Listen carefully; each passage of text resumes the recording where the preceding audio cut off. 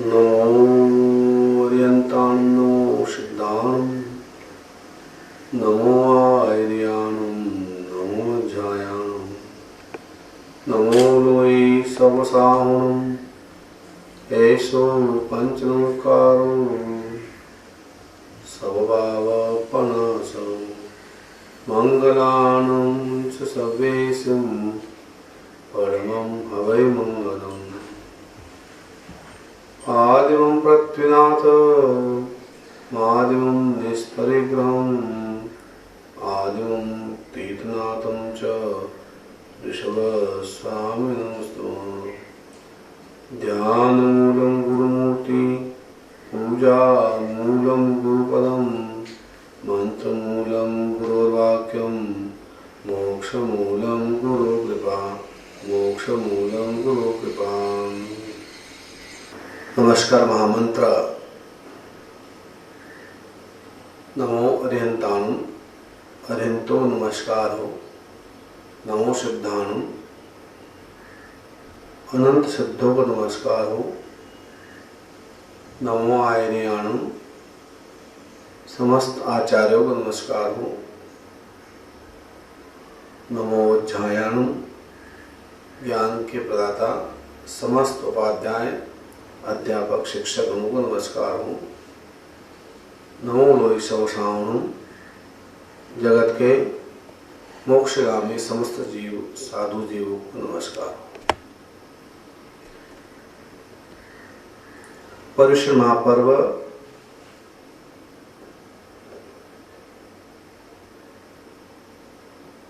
आत्मा के समीप रहने का पर्व है।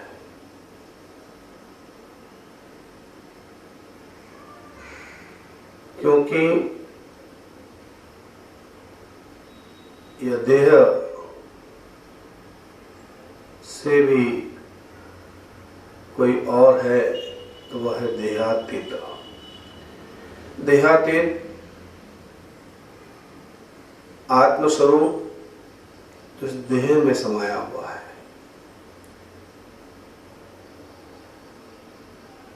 जीव है तो शिव है। शिव के जाते ही जीव पार्थिव देह बन जाती है। इसलिए कहा है कि व्यक्ति प्रतिदिन उठ करके आत्मचिंतन करे, अपने जन्म मृत्यु के बारे में। हूँ कौन छू क्यांथी थयो सुस्वरूप छे मारू तारा स्वरूप अलगना राखो के परिहर। मैं कौन हूं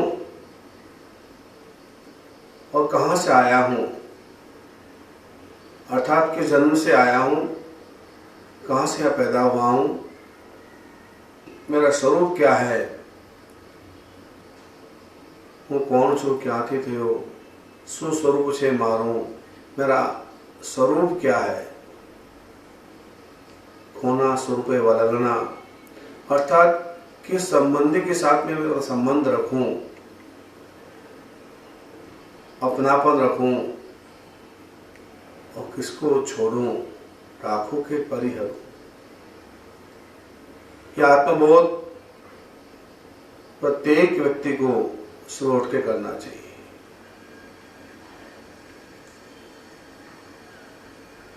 धर्म अनेक प्रकार के शाखाओं में बटा हुआ है।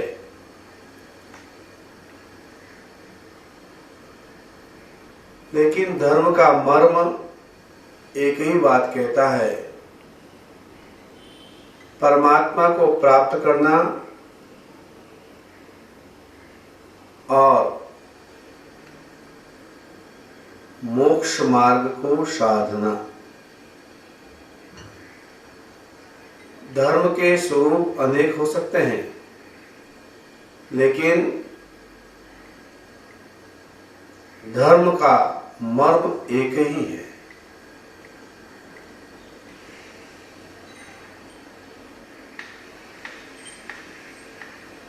हम संसारी लोग इस संसार में अनेक लोगों से संबंध बनाते हैं, अपनापन जोड़ते हैं और उस अपने व्यक्ति के खो जाने पर हम गम भी मनाते हैं। परमात्मा को प्राप्त करना, परमात्मा एक अनंत शक्ति है। जो परमात्मा हमारे शरीर में मौजूद है। भगवान महावीर ने कहा है, अप्पा सो परमप्पा। इस आत्मा में ही परमात्मा है। जो संसार के मार्ग में भटक रहा है तो बहिरात्मा है, और जिसने अंतर की यात्रा शुरू कर दी है, परमात्मा के मार्ग में चलना शुरू कर दिया है, वह अंतरात्मा है। और जो उस मंजिल तक पहुंच जाता है वह है परमात्मा।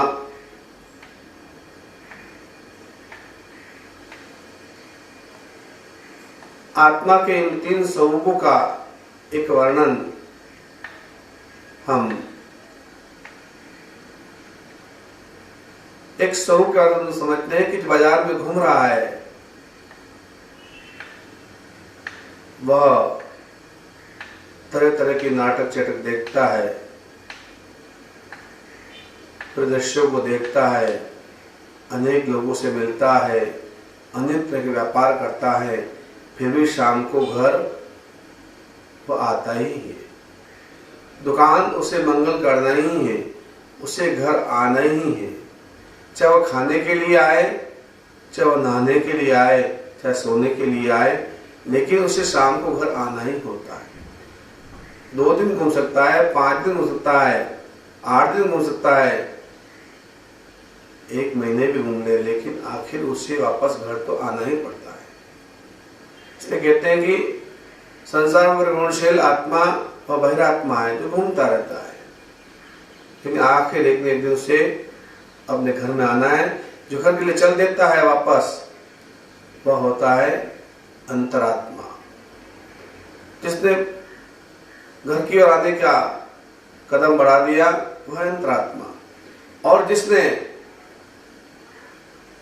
घर में प्रवेश कर लिया वो परमात्मा को प्राप्त हो जाता है। परमात्मा के मिलन के अंदर आंखें बंद होती हैं। बंद आंखों से ही परमात्मा को हम देख सकते हैं। परमात्मा हमारे भीतर मौन भाव से हमारे प्रार्थना को सुनता है। जब हम बड़े दुख में होते हैं, बड़े कष्ट में होते हैं, तो हम परमात्मा को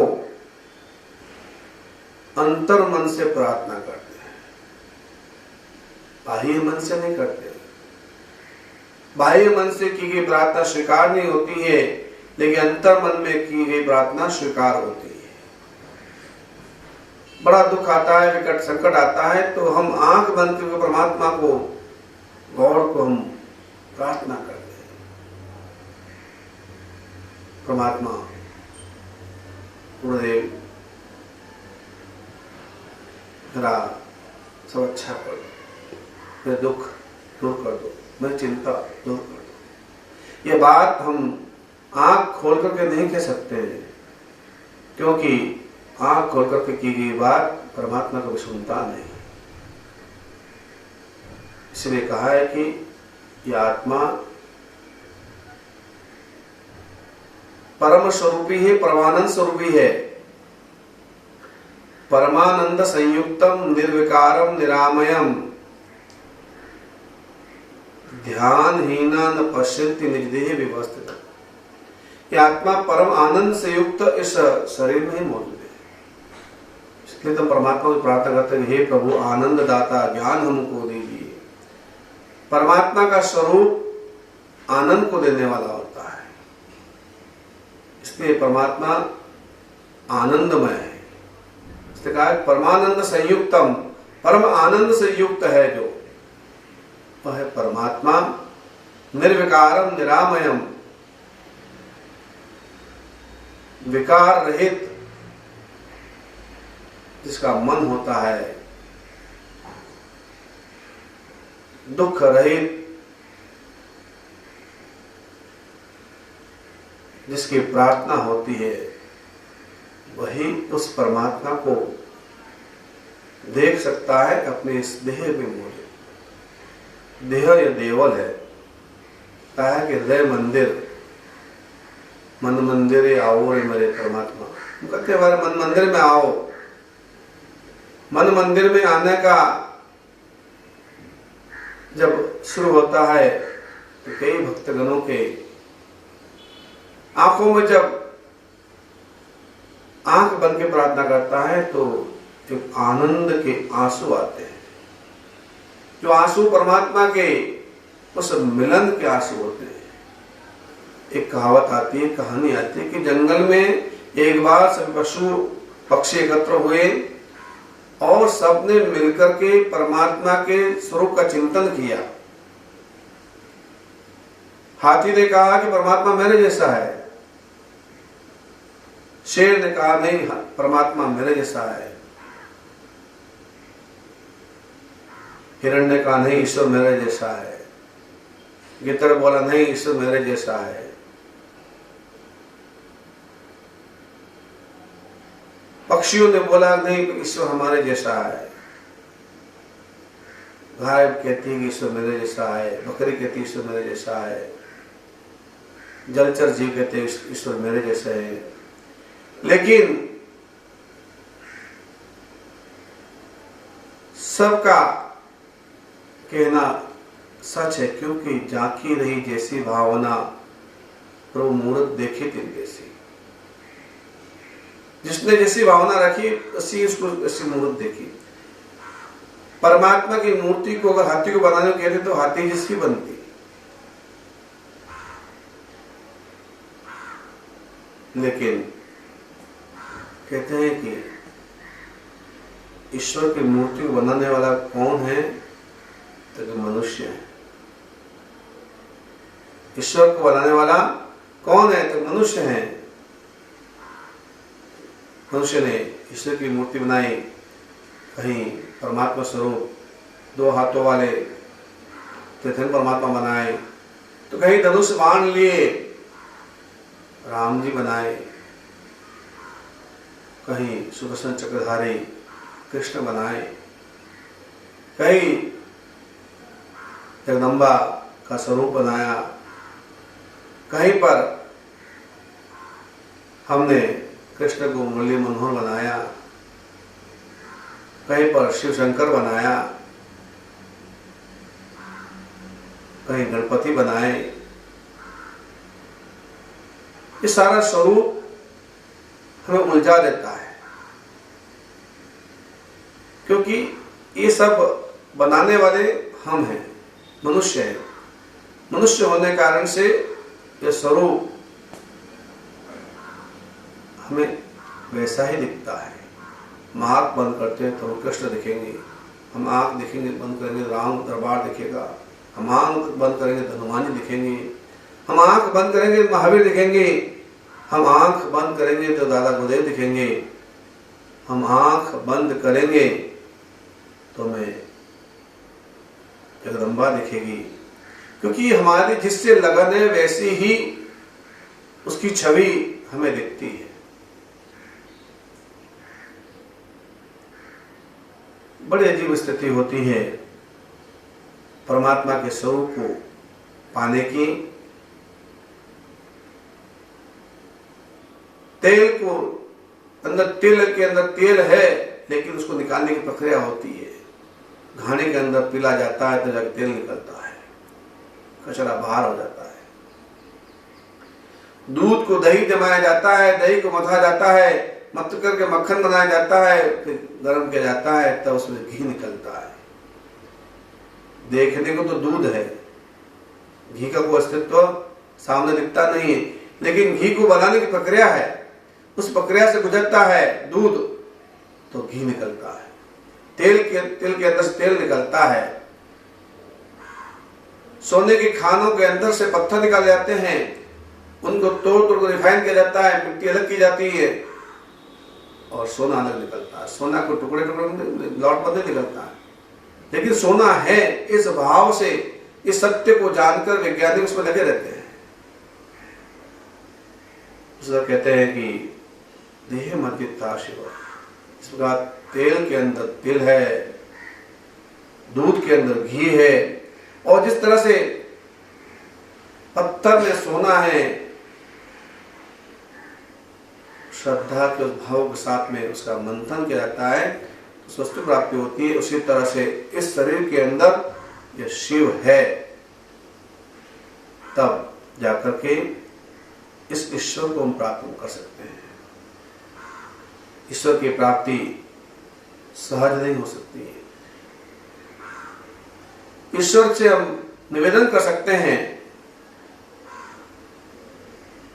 दर्शन के दिनों में हमें समता के भावों की बड़ी आवश्यकता कही गई है। कहा है कि जैन दर्शन में जो संभाव में रहता है, जो समता में रहता है, वह हमेशा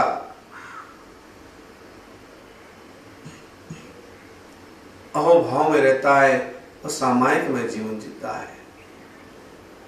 हम जब प्रार्थना करें परमात्मा से प्रार्थना कर सकते हैं, हे परमात्मा मुझे समर्पण की साधना दो, मुझे संभाव दो।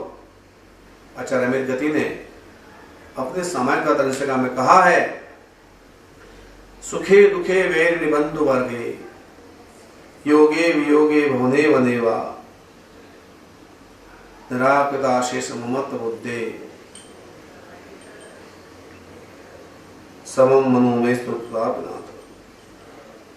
हे परमात्मा मुझे संभाव की साधना देना, संभाव की संबल देना, जिसके अंदर में कहते कि दुखे सुखे वैरिण बंधु वर्गे, जब शत्रु सामने हो दुख उत्पन्न होता है, जब बंधु वर्ग मित्र पत्नी पति बच्चे स्नेही जन साथ में हो तो सुख उत्पन्न होता है,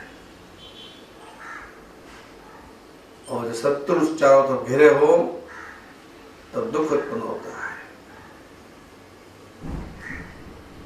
योगे वियोगे भवने वनेवा, किसी वस्तु का मिलन हो, प्राप्ति हो, किसी व्यक्ति की प्राप्ति हो, किसी वस्तु की प्राप्ति हो, योग हो या वियोग हो, भवन हो चाहे जंगल हो,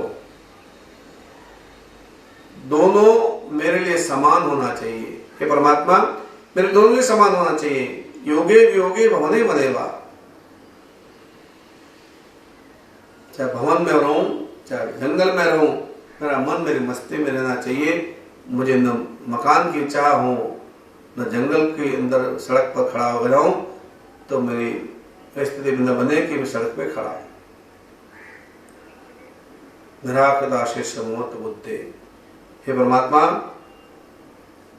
मेरी मोहत बुद्धि को अशेष करना, सवम मनो में स्थापना। तो हे परमात्मा मेरे मन को उस संभाव में डालना।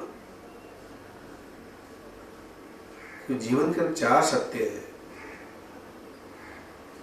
भगवान महावीर ने चार सत्य कहे, मरणाय भवे जन्म, कायो रोग निबंधनम, तारुण्यम जर्षो हेतु, वियोगाय समागम।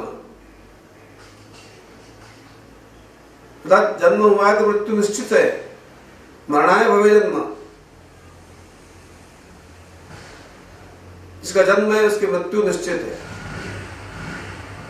चाहे वह 1 घंटे में मरे, चाहे वह 100 साल में मरे, मृत्यु उसकी निश्चित है। क्योंकि ये पुद्गल नाशवंत है, प्रगतिशील भी है लेकिन नाशवंत है।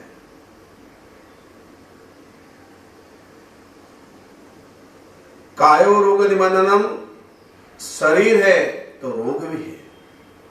रोग की अनुभूति हम कैसे कर सकते हैं? कोरोना तो फैल रहा है जंगल के अंदर, गांव-गांव फैल रहा है, शहर-शहर फैल रहा है, घर-घर में फैल रहा है।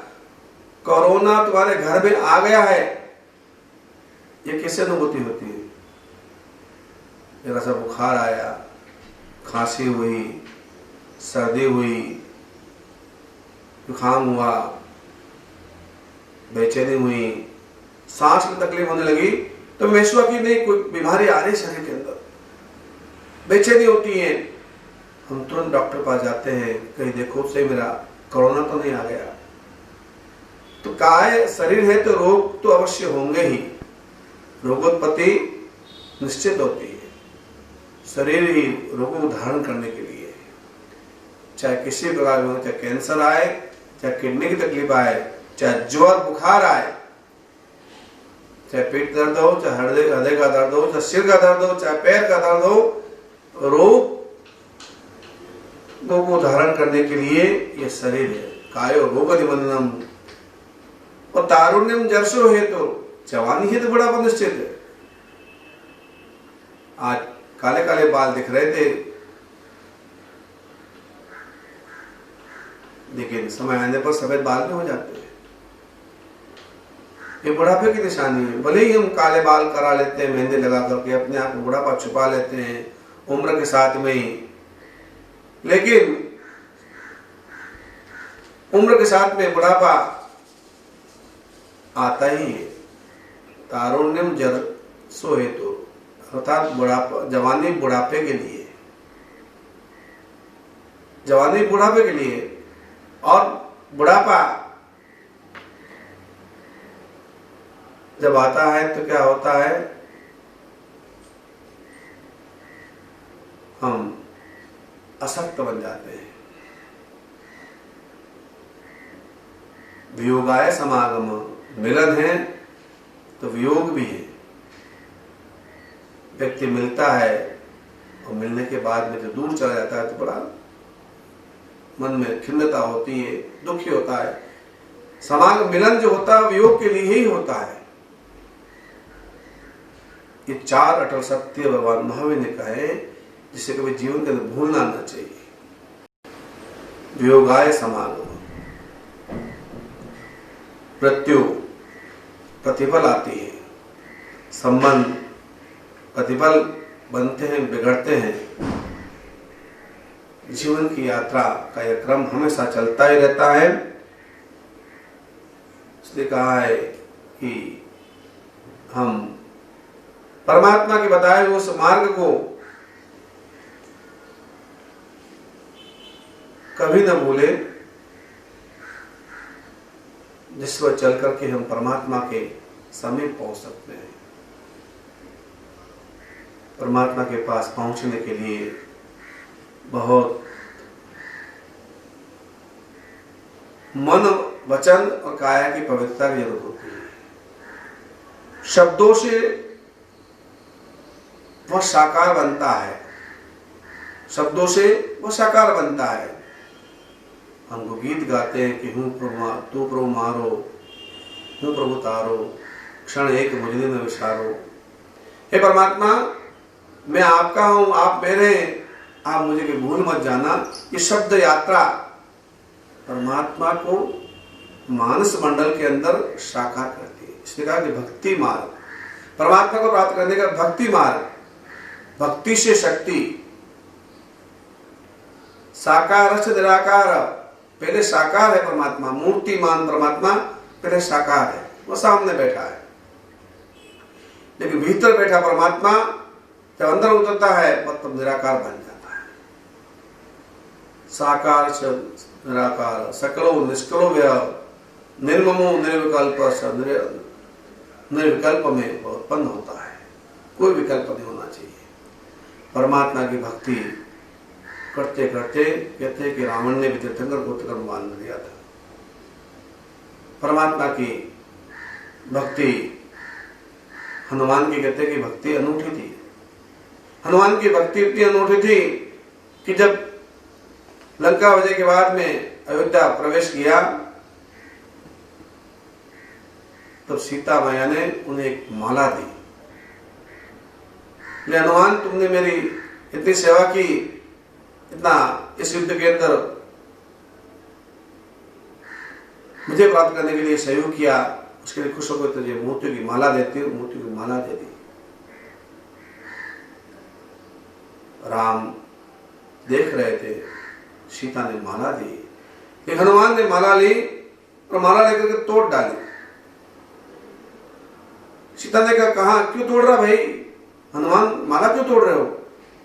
तो कहते हैं, राम के सामने देख करके हनुमान कहते हैं कि मैं देख रहा हूं इन मोतियों में मेरा राम कहाँ है, इन मोतियों में मेरा राम कहाँ है? तो कहते सीप के अमूल्य मोती है, इसमें राम कहां से होंगे? राम तो सामने बैठे हुए। तो कि मुझे इस अमूल्य मोतियों से कोई मतलब नहीं है, मुझे तो राम से मतलब है। राम नहीं तो ये मोती मेरे किसी काम के नहीं है। बिना राम के मैं दुनिया सुनी है, इसलिए राम द्वारे तुम रखवारे हम बोलते हैं। हनुमान को शक्ति याद दिलाई जाती है। हम परमात्मा गुण जब गाते हैं, परमात्मा की शक्ति याद गाते हैं, परमात्मा वचनों का गुणगान गाते हैं, परमात्मा के शक्ति का गुणगान गाते हैं, और परमात्मा को अपने अंदर समाहित करने के लिए प्रार्थना करते हैं। हनुमान सामान्य मानव था, लेकिन उसकी भक्ति उसे शक्ति देती है। और इसीलिए कहते हैं कि राम के नाम के पत्थर तिर गए। हनुमान ने पत्थर तिराए, लेकिन राम जी को लगाने के लिए गए तो पत्थर डूब गए। ऐसे इस अमूल्य अवसर पर परशुराम के दिनों के अंदर भक्ति मार्ग को अपनाते हुए, तब ध्यान को करते हुए, नमस्कार महामंत्र का स्मरण करते हुए अपने आप में तल्लीन बन जाओ और उस परमात्मा को, उस महावीर को, उस तीर्थंकर परमात्मा को प्राप्त करने के लिए, उस गुरुदेव को प्राप्त करने के लिए हम एकाग्र बन करके, भले 1 घंटे की सही, आधे घंटे की सही, हम प्रार्थना करें, हम ध्यान करें, हम चिंतन करें और बिना स्वार्थ के परमात्मा की भक्ति करें। कहा है कि अनासक्ति भाव से की गई प्रार्थना परमात्मा स्वीकार करता है। बस हम यही आज के प्रवचन में कहेंगे कि परमात्मा से प्रार्थना जब भी करें, बिना मतलब की करें, निष्काम भक्ति, वही हमें शक्ति को दे जाती है। ओम शांति, ओम शांति।